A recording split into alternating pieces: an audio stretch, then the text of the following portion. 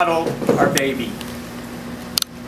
People always say our loved ones are no longer with us are in fact with us, watching over us. I believe this is true, but I cannot really relate or understand it. What I do know is that my mother has been with me throughout this past year, and particularly this past week. I used to sing a song to my mom that made her very emotional. When my sister had her first baby, it went like this. Now your daughter is a mother, she does the things you used to do. Not only did you build your own home, but mommy, you built my home too. It would get her very emotional, and that's the answer for me. That's how my mom is here with me. I see her in me. She taught me how to be a parent. I find myself singing the same songs that she most definitely sang to me as an infant, making up random words and putting them into a lullaby. So I need to thank my mother for having raised me in the way that she did, along with my father. As now, God willing, I will do the things she used to do, and therefore, she not only raised her own children, but she will be there every step of the way as Katie and I build our home together. For those of you who shared in our wedding celebration, you probably witnessed my intense emotions as my parents walked me to the chuppah. As I stood under the chuppah with tears in my eyes, overwhelmed with so much emotion, the doors opened for Katie's parents to walk her down the aisle.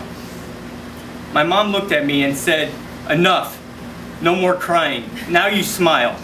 Your wife is coming to you, this is a time of happiness." And she wiped the tears from my cheek. My mom taught me an important lesson that day, one that I'll take with me today and forever. Every joyous occasion will be tinted with some sadness, as I yearn desperately for her to be here.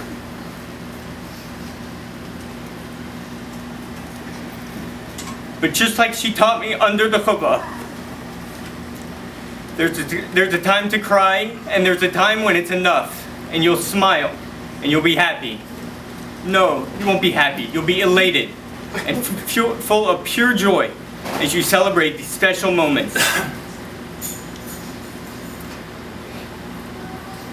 I'm going to share a few words now about our baby's name, Yaakov Eliyahu. Yaakov.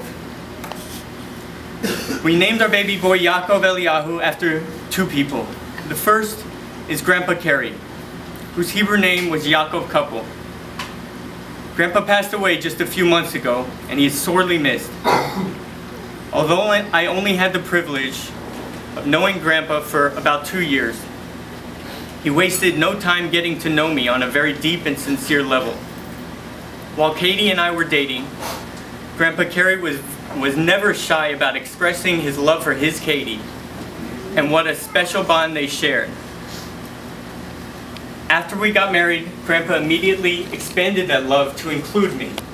His heart was so full of love, and I felt sincerely like one of his grandchildren.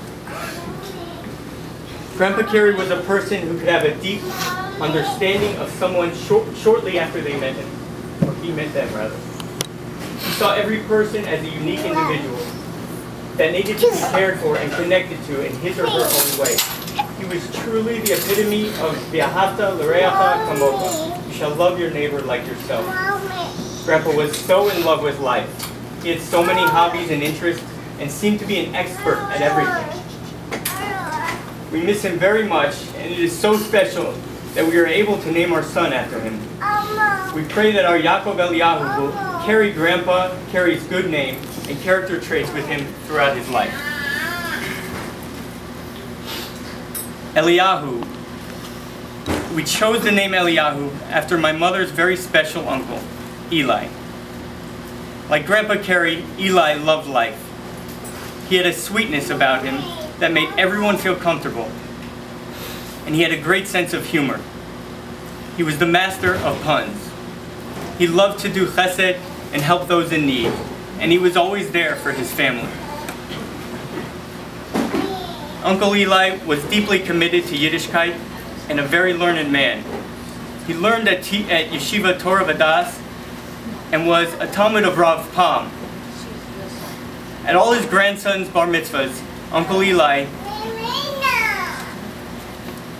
gave to them a sefer of Rav Pam's Dvar Torahs on the Parsha. Every Shabbos meal at Margot and Eli's house would not be complete until Eli shared an idea from Rav Pam's sefer. Although not a grandchild, I was fortunate enough to receive one of these sefers from Eli. And for many years, Saba and I have learned from this sefer every Friday before Shabbos. And I now share these Dvar Torahs at my own Shabbos table. Katie often asks me, can you share that Rav Pam? Can you share what Rav Pam has to say this week? His Torah is now very much a part of our home and our life. And we look forward, God willing, to be able to share it with our little Yaakov Eliyahu. Katie and I had a few questions about baby naming for Rabbi Prager. As we mentioned the name Yaakov Eliyahu, Rabbi Prager said, you know, there's a very strong connection in the Torah between Yaakov and Eliyahu. To which we said, no. And we waited for an answer, as is the usual protocol around here. That wasn't funny.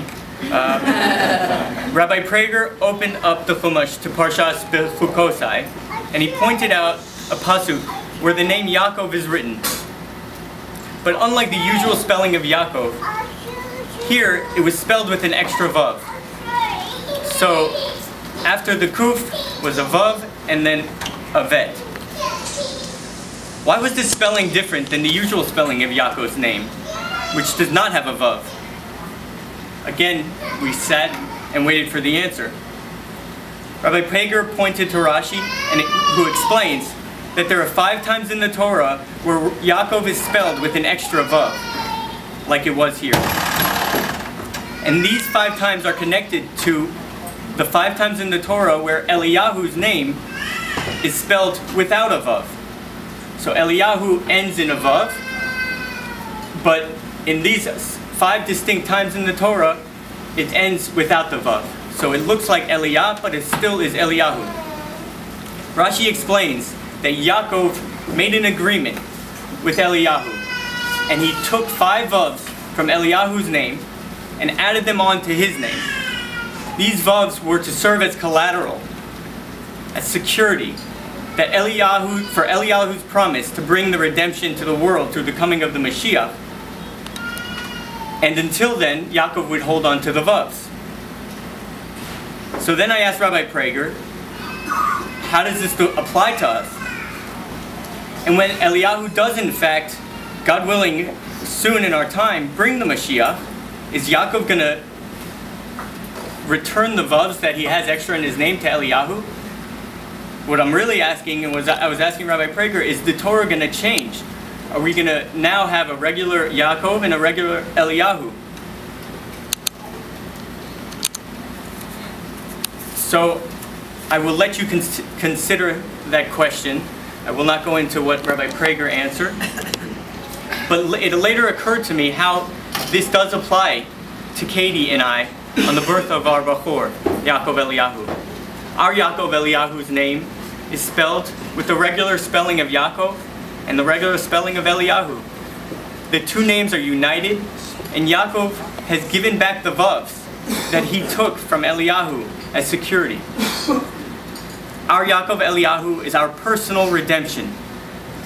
Katie and I are on cloud 9. We cannot believe how lucky we are to be blessed with our beautiful baby boy, and we are so happy to share in the simcha with all of you here. We look forward to sharing in many more simchas in this community and all over the people of Israel. Mazel tov, and thank you again.